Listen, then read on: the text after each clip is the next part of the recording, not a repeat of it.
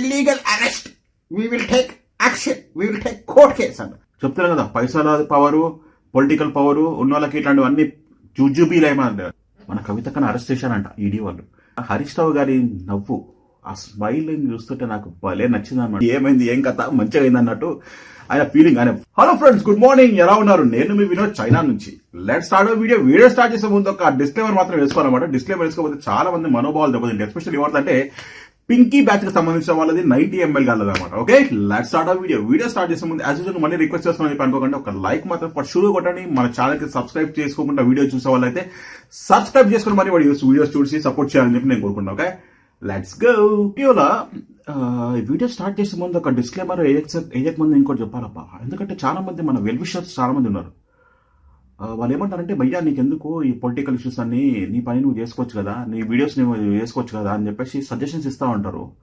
అది మన సబ్స్క్రైబర్స్ అయితే ఓకే, నేను యాక్సెప్ట్ చేస్తాను. ఎందుకంటే మన సబ్స్క్రైబర్స్ నేను చాలా వాల్యూ ఇస్తాను. రియల్గా చెప్పాలంటే గ్రౌండ్ ట్రూత్ ఏంటంటే, మన సబ్స్క్రైబర్స్ మన వీడియోస్ చూసి ఎంకరేజ్ చేసే వాళ్ళకి నేను చాలా వాల్యూ ఇస్తాను, చాలా ఇంపార్టెన్స్ కూడా ఇస్తాను. వాడు ఎట్లాంటి కామెంట్ పెట్టినా కానీ నేను హార్ష్గా రియాక్ట్ కాను, ప్లస్ వాళ్ళకి రివర్ట్ అట్లాంటి కామెంట్ ఇవ్వను. కానీ కొంతమంది దొంగన బిడ్డలు ఉంటారు. ఆ దొంగన బిడ్డలు ఏంటంటే, ఎప్పుడో ఒక్కసారి ఈ వీడియో చూసేసి వాడి నవరంధాలన్నీ తెలుసుకొని వాడి యాటిట్యూడ్ అనేది చూపిస్తారనమాట. ఆడు ఏమంటాడంటే, రీసెంట్గా ఒక కమెంట్ వచ్చింది నాకు.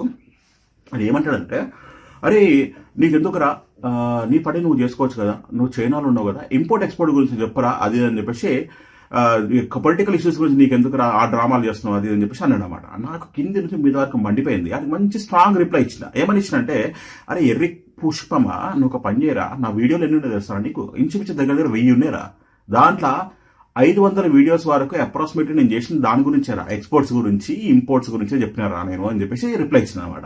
అంటే ఆ ఎర్రి గొర్రెకి ఫస్ట్ ఆఫ్ ఆల్ ఏంటంటే ప్రీవియస్ వీడియోస్ అన్ని చూడనమాట. కొత్తగా ఏదైనా తమ్ముళ్ళు కొట్టగానే వచ్చేసి వాడి జ్ఞానం అంతా మనకు మంచిగా ట్రై చేస్తున్నాడు అనమాట. ఇప్పుడు నేను ఎవరికైనా జ్ఞానం పంచుతానంటే, కాదు భయ్యా, it is not at all జ్ఞానము, నేను ఎవరిని ఇన్ఫ్లుయెన్స్ చేద్దామని చెప్పేసి నా ఇంటెన్షనే కాదు. ఇది ఓన్లీ మై ఫ్రస్ట్రేషన్ అనమాట. సో ఫ్రస్ట్రేషన్ ఎవరు చెప్పుకుంటారు? వాళ్ళ ఫ్యామిలీ మెంబర్స్ చెప్పుకుంటారు, లేకపోతే మా ఫ్రెండ్స్కి చెప్పుకుంటారు. అంతేగా నీకు బయట పోయి ఆడిస్తే వాడు ఊరుకుంటాడు, కొట్టి చంపేస్తారు కదా. అది నా ఫ్రస్ట్రేషన్. నా ఫ్యామిలీ, నా సబ్స్క్రైబర్స్ అంతా నా ఫ్యామిలీ మెంబర్స్ కాబట్టి నేను మీకు అందరి ముందు నా లెట్అవుట్ చేస్తున్నాను. ఇట్లా పరిస్థితి నడుస్తుందిరా బాబు అని చెప్పి, అయ్యో పాపం డామిట్ కథ అద్దం తిరిగిందని చెప్పి సినిమాలో ఒక డైలాగ్ ఉంటుంది, రైట్? ఆ పర్టికులర్ డైలాగ్ ఈ పర్టికులర్ పార్టీ వరకు సూట్ అవుతుంది అనమాట. ఎందుకంటే చాలా మంది చాలా రోజుల నుంచి, అంటే ఈ పర్టికులర్ కేసు అనేది ఎన్నో రోజుల నుంచి ఎక్స్టెండ్ అవుతుంది అయ్యకుండా ఇన్ని రోజుల వరకు వచ్చింది. అరెస్ట్ అవుతుందా కాదా అని చెప్పేసి చాలా మంది అంటున్నారు. ఈడియా బోడియా అని చెప్పేసి కొంతమంది డైలాగ్ కూడా కొట్టినారు. అయితే ఏం చేద్దామంటావు మరి? ఈ డైలాగులన్నీ మీరు నోటీస్ చేశారా? ఈ డైలాగులన్నీ ఎవరు చెప్తారు తెలుసా మీకు? అదే అండి మన గొప్ప వ్యక్తి ఫామ్ హౌస్ లా ప్రగతి భవన్ లో కూర్చొని 10 ఏళ్ళు పరిపాలించిన గొప్ప ఎక్స్ సీఎం అనమాట. ఆ సీఎం ఈ డైలాగ్ బాగా యూజ్ చేస్తాడు.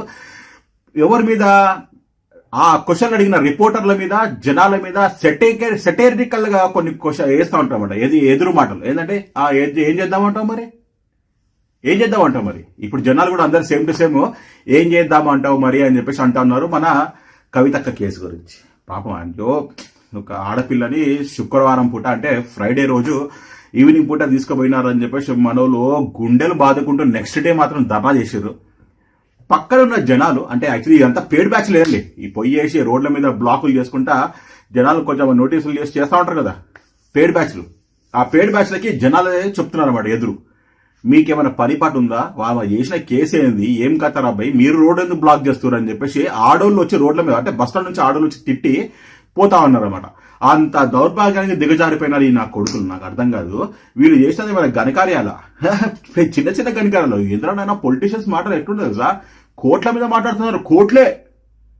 ఒక నార్మల్ మిడిల్ క్లాస్ మనిషి ఒక ₹1 కోటి జమ చేయాలంటే వాడి జీవితం ఎండ్ అయిపోతుంది. ఒక్కడే 1 crore మొత్తం ఒక ఇన్వెస్ట్మెంట్ లాగా ప్లాన్ చేయాలంటే వాడు లైఫ్ స్పాన్ మొత్తం ఎండ్ అయిపోతుంది.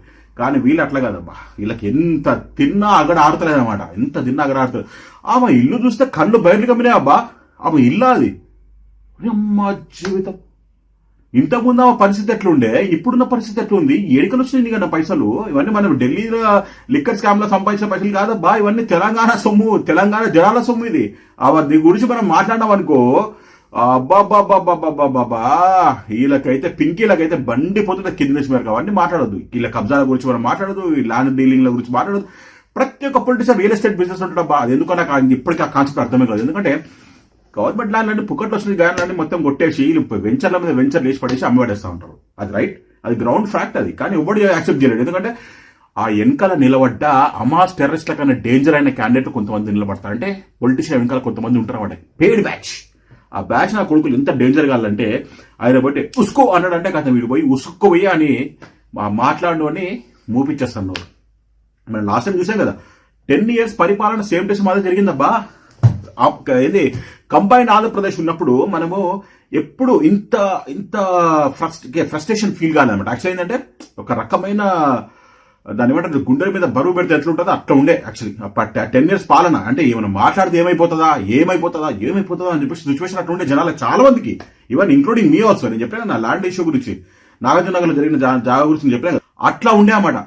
దాని తర్వాత ఈ పరిపాలన సంఖ నాకిపోయింది. ఎందుకు నాకిపోయింది ఎందుకు తెలుసు కదా, జనాలు బాగా ఫ్రస్ట్రేట్ అయిపోయినారు. అంతా ఇంత కాదు, జనాలకు ఎవరికన్నా బలుపు పొగరు అనేది మనం చూపించినాం అనుకో, వాళ్ళు మళ్ళీ తిరిగి డేకరు. ఎస్పెషల్లీ ఏంటంటే తెలంగాణ వాళ్ళకి దానికి పెట్టి పుట్టినారు వాళ్ళు.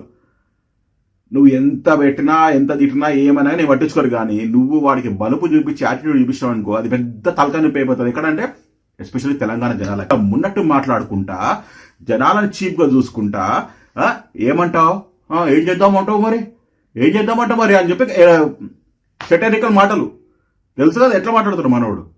మరీ టూ మచ్గా మాట్లాడకపోతుంటే ఫామ్ హౌస్లో కూసుకొని ప్రగతి భవన్లో కూర్చొని 10 ఏళ్ళు పరిపాలన చేసినట్ల సెక్రటేరియట్కి ఒక్క రోజు కూడా రాకుండా అంత గ్రేట్ గొప్ప వ్యక్తి ఆయన. కానీ మన వాళ్ళంతా జనాలు మూసుకొని నోరు. కవితక్క గారు పోయేసి ఈడీ ఎక్కడ ఇరకాలో అక్కడ ఇరికేసినారు. ఇప్పుడు పాపం వాళ్ళు 7 days కస్టడీ అని చెప్పేసి అన్నారు. ఆమెను గ్రిల్ చేస్తారు, క్వశ్చన్ అడుగుతారు, అది అడుగుతారు. ఆమె సీరియస్గా వార్నింగ్ ఇచ్చుకుంటే ఏమన్నది, ఇట్స్ ఇల్లీగల్ అరెస్ట్. నాకైతే నవ్వు వచ్చింది. It's illegal arrest, we will take action, we will take court case అంట.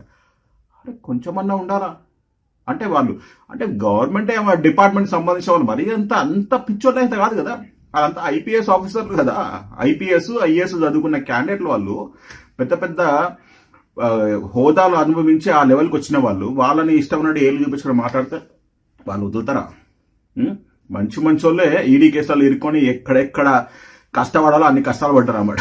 ఎందుకంటే ఫస్ట్ ఈ కేసులో ఏమైనా అవుతుందా, మాకు శిక్ష పడిపోతుందా, అది పడుతుందా, ఇది పడుతుందంటే అట్లాంటివి ఏమి ఉండే భయ్యా. చెప్తున్నాను కదా, పైసల పవరు, పొలిటికల్ పవరు ఉన్న వాళ్ళకి ఇట్లాంటివన్నీ జుజుబీ కేసులు ఇవన్నీ. అర్థమైందా? మనము జనాలు అందరు పిచ్చిన గొర్రెలు, ఏదో అయిపోతుంది ఎవడో వస్తాడు ఏదో చేస్తాడని చెప్పి ఎవ్వడు ఏమి చేయడు. వాళ్ళు దొంగలు ఊరు పంచుకున్నట్టు ఉంటారు అన్నమాట. వా పార్టీలకు రావాలి, ఈ పార్టీలో ఇప్పుడు జంపు జలాన్ని క్యాండిడేట్ గురించి మనం నెక్స్ట్ వీడియో చేస్తాను చూడండి. నా కడుపు మంట మొత్తం ఫ్రస్ట్రేషన్ మొత్తం నల్లా చూపిస్తాను నెక్స్ట్ వీడియోలో. ఓకేనా?